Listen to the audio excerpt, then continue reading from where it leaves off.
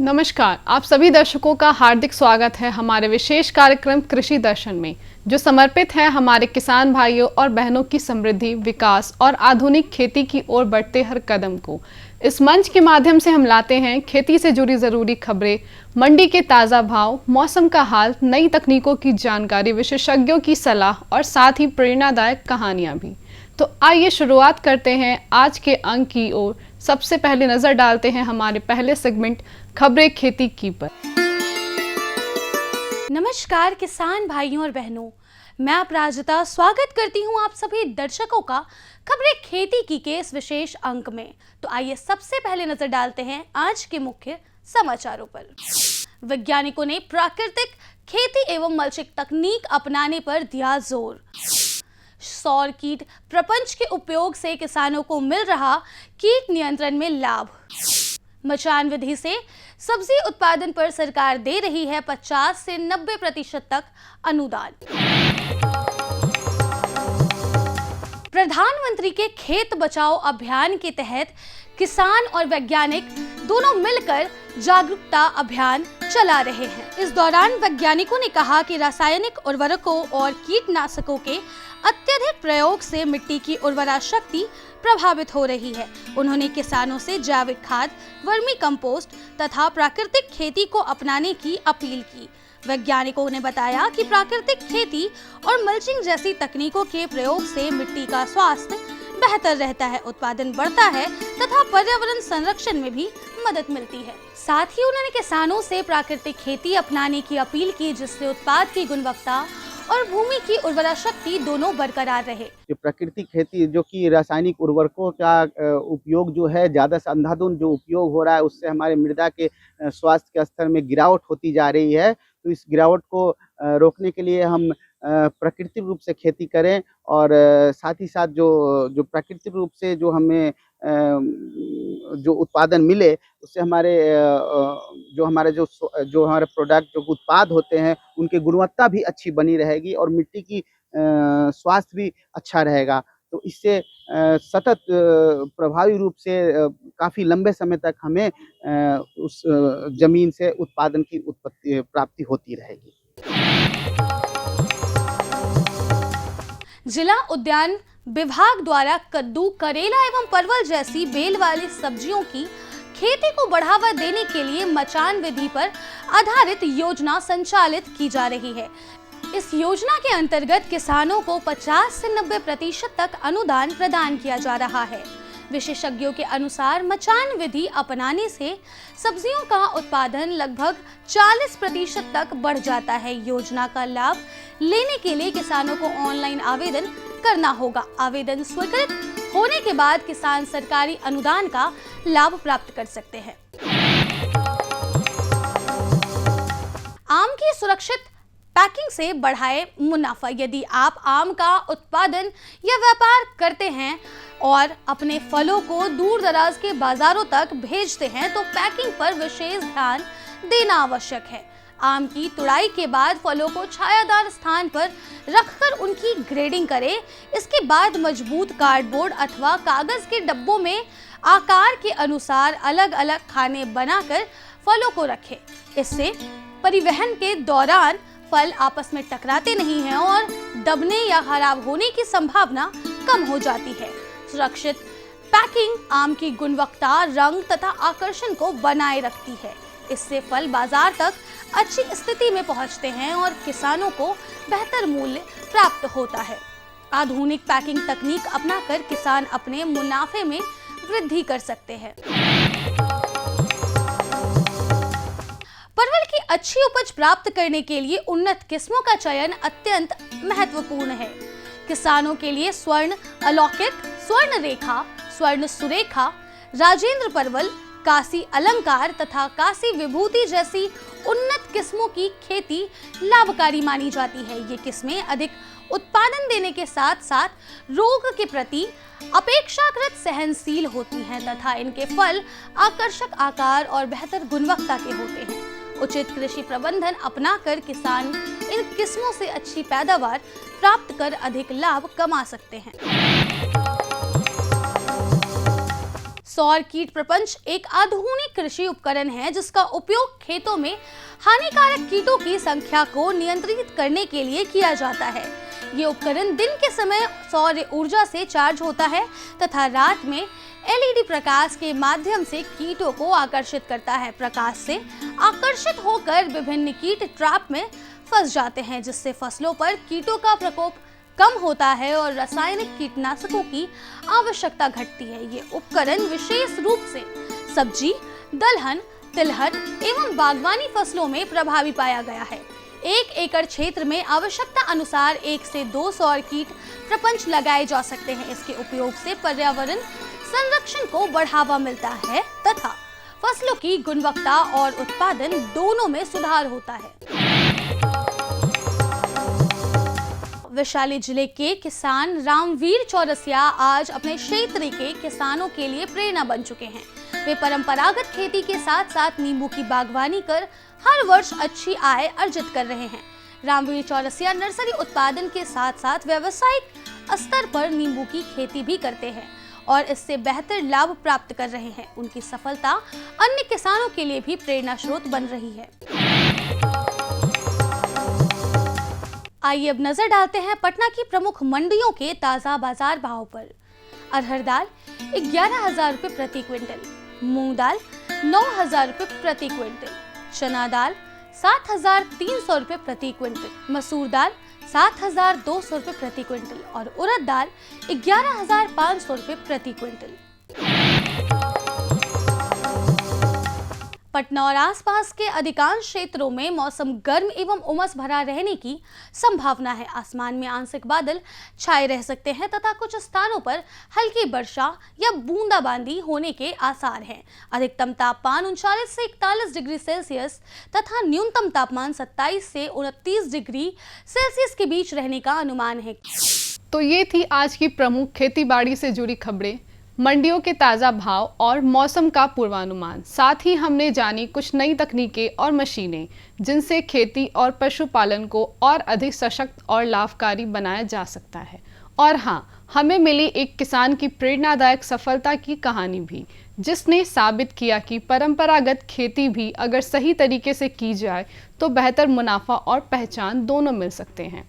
अब समय है हमारे अगले सेगमेंट का, जिसमें हम जुड़ेंगे एक और महत्वपूर्ण जानकारी के साथ।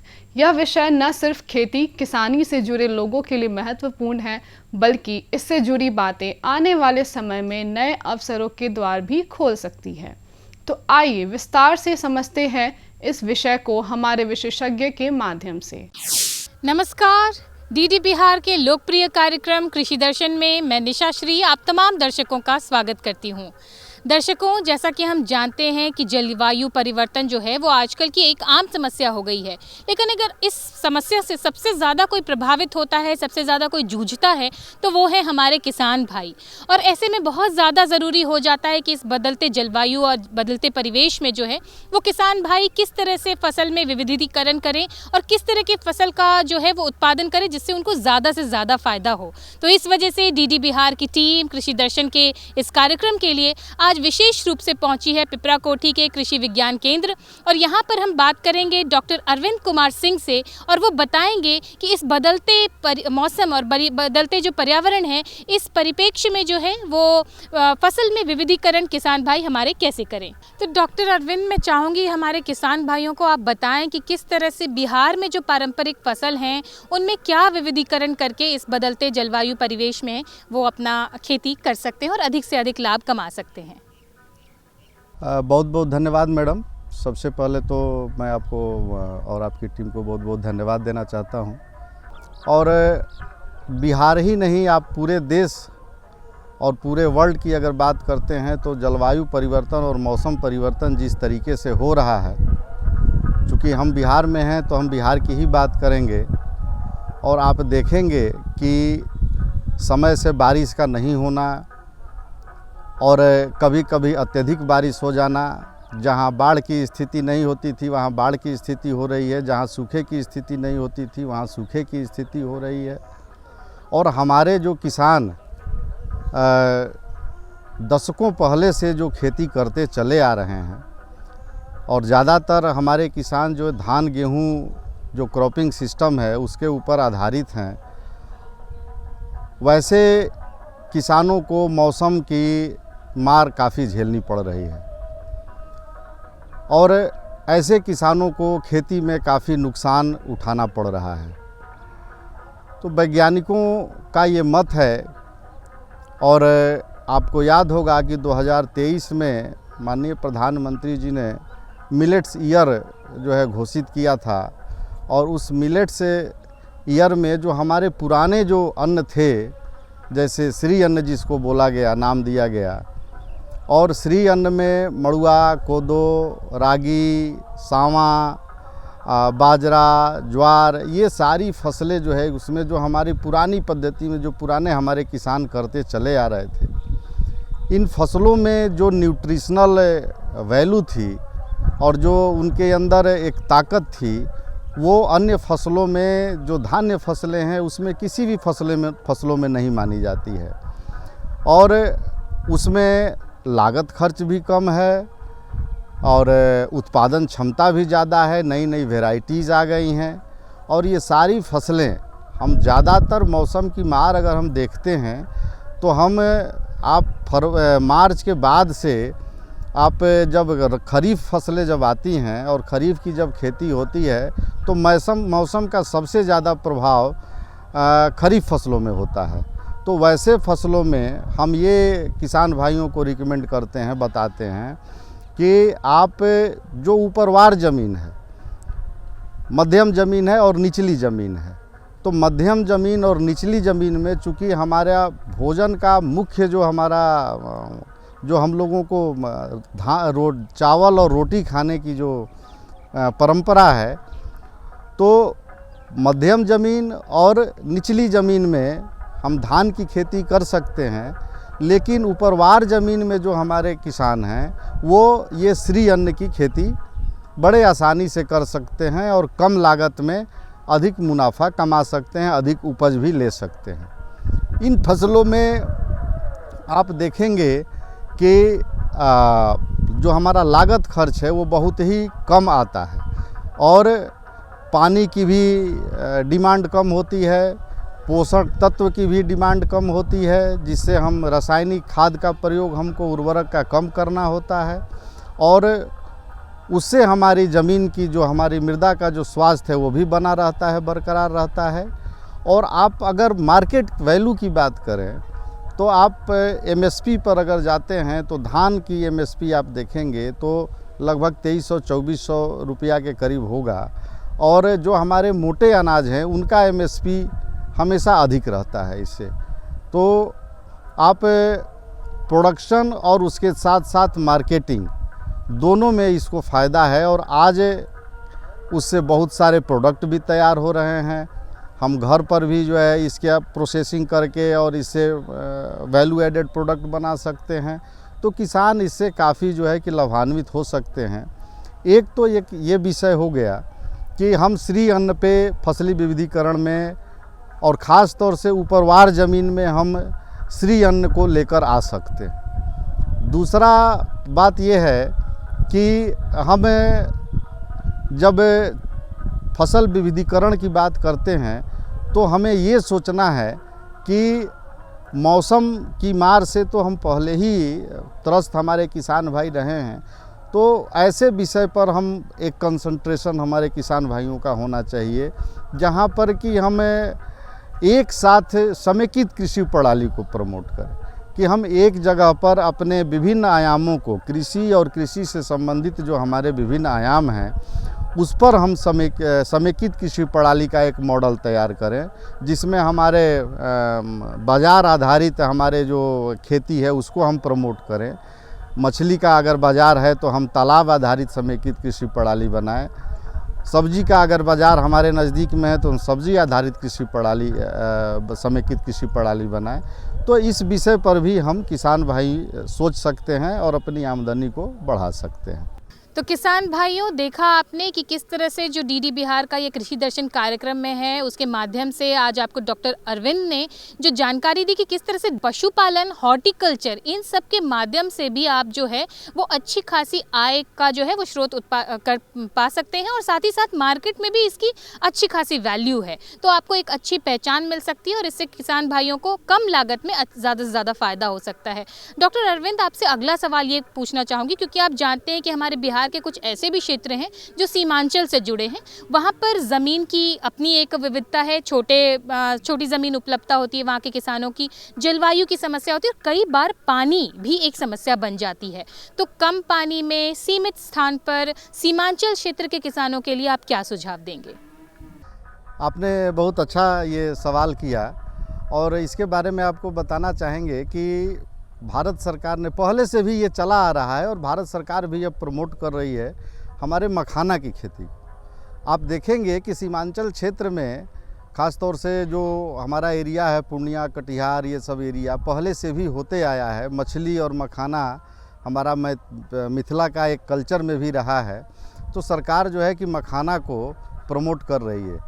अब ये ऐसी तकनीकें आ गई हैं कि हम लोग धान के खेत में भी मखाना की खेती आसानी से कर सकते हैं। मखाना के साथ साथ सेकंड क्रॉप के रूप में हम सिंघाड़ा भी ले सकते हैं, तो धान के रिप्लेसमेंट में हम सिंघाड़ा को भी प्रमोट कर सकते हैं। हमारे किसान भाई इसको अच्छा लाभ उनको प्राप्त होगा ऐसी फसलों को अगर लेते हैं तो।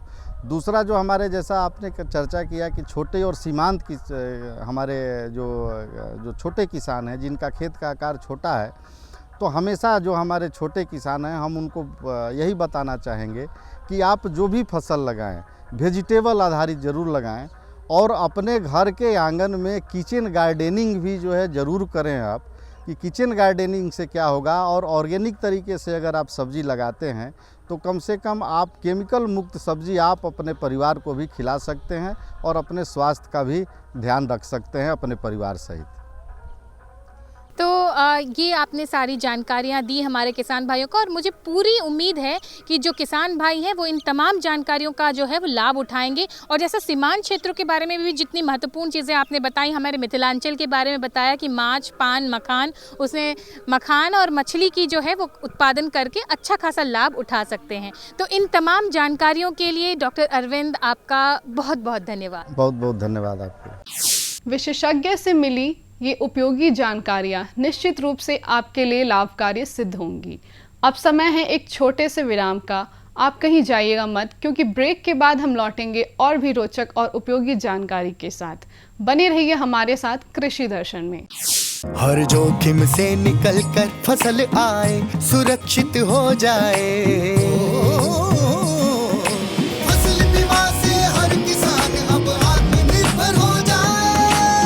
सूखा पड़े या बाढ़ आ जाए कोई डर नहीं, अब ओले पड़े या कीट पतंगे फसल खा जाए कोई फिक्र नहीं।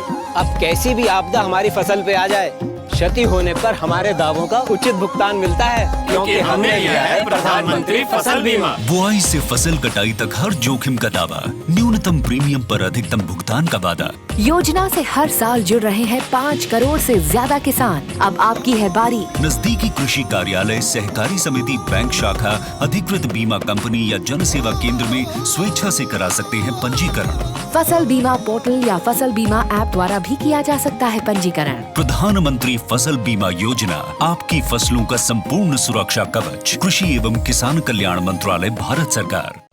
ब्रेक के बाद एक बार फिर से स्वागत है आपका हमारे खास कार्यक्रम कृषि दर्शन में।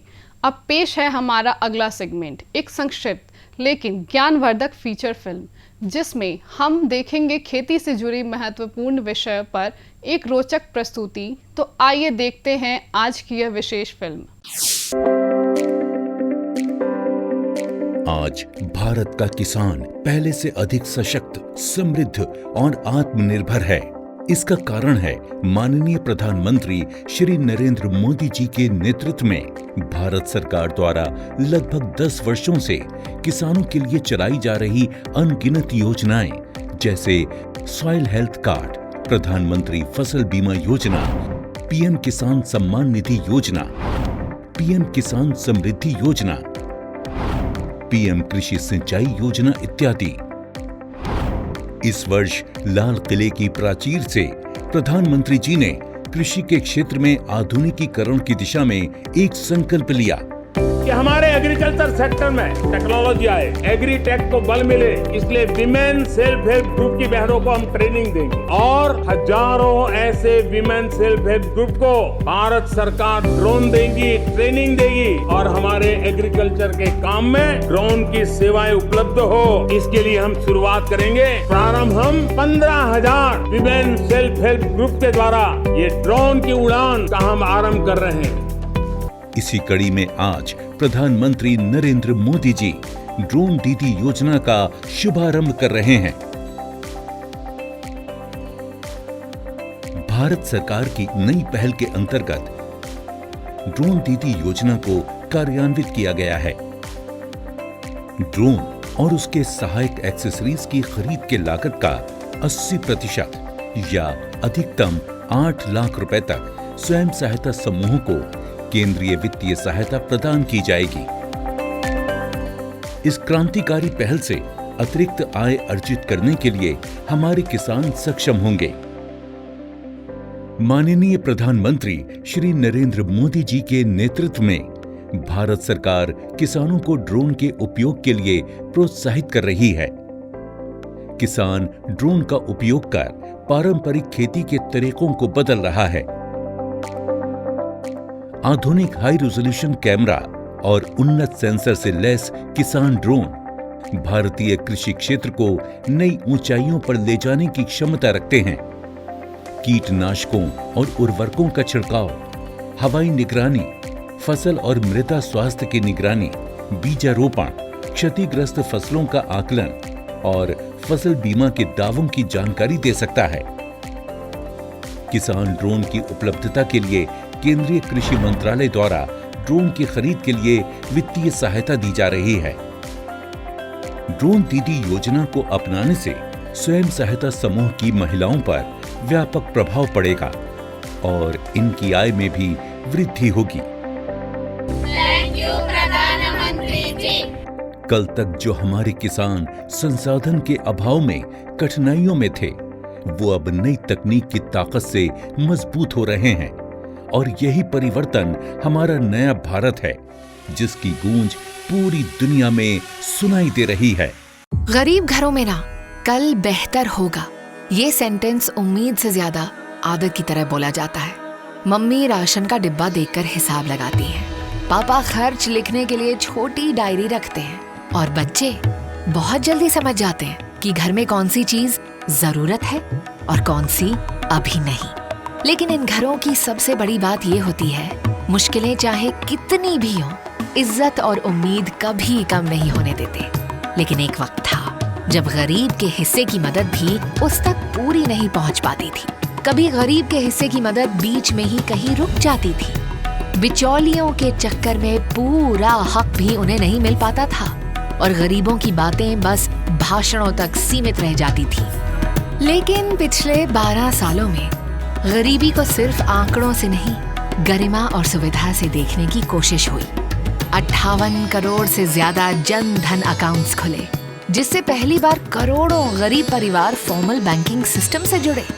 डीबीटी के जरिए 50 लाख करोड़ रुपए से ज्यादा सीधे लोगों के खातों में पहुंचे, ताकि मदद बीच रास्ते में ना रुके। पीएम आवास योजना के तहत 4 करोड़ से ज्यादा घर बने, जहां सिर्फ छत नहीं मिली, सम्मान भी मिला। जल जीवन मिशन से 15 करोड़ से ज्यादा घरों तक नल से जल पहुंचा और उज्ज्वला योजना के तहत 10 करोड़ से ज्यादा महिलाओं को गैस कनेक्शन मिला। 12 करोड़ से ज्यादा टॉयलेट्स बने। प्रधानमंत्री गरीब कल्याण अन्न योजना के तहत 81 करोड़ से अधिक लोगों को निःशुल्क खाद्यान्न उपलब्ध कराया गया और आयुष्मान भारत ने करोड़ों परिवारों को महंगे इलाज के बिलों की चिंता से राहत दी। आज ग्रामीण गरीबी 5% से नीचे सिमट चुकी है और बैंकिंग सुविधाएं अब हर किसी के घर तक पहुंच रही हैं। और शायद सबसे बड़ा बदलाव ये है, अब गरीब मदद लेने के लिए खड़ा लाभार्थी नहीं लगता, अपने हक के साथ खड़ा नागरिक लगता है। अब गांव में लोग ये नहीं कहते सरकारी मदद आएगी भी या नहीं, अब लोग कहते हैं पैसे अकाउंट में आ गए क्या, यानी अब बदलाव सिर्फ योजनाओं में नहीं, लोगों के भरोसे में भी दिखने लगा है। हर वर्ग का सम्मान, हर परिवार का कल्याण। तो दर्शकों, यही था कृषि दर्शन का आज का अंक, जहां हमने जानी खेती से जुड़ी अहम खबरें, मिले विशेषज्ञ की सलाह, देखी आधुनिक तकनीक और उपकरणों की जानकारी और सुनी एक प्रेरणादायक सफलता की कहानी। हमें पूर्ण विश्वास है कि यह कार्यक्रम आपके लिए उपयोगी और जानकारीपूर्ण रहा होगा। हम फिर हाजिर होंगे ऐसे ही और भी रोचक और ज्ञानवर्धक विषयों के साथ। तब तक आप स्वस्थ रहें, खुशहाल रहें और खेती के क्षेत्र में लगातार आगे बढ़ते रहें। नमस्कार। हमारा पता है कृषि दर्शन, कमरा नंबर 203, द्वारा केंद्र निदेशक, दूरदर्शन केंद्र पटना, फ्रेजर रोड, पटना। आप हमसे ईमेल के माध्यम से भी संपर्क कर सकते हैं। हमारा ईमेल है directorddkpatna@gmail.com या kddkpatna@gmail.com।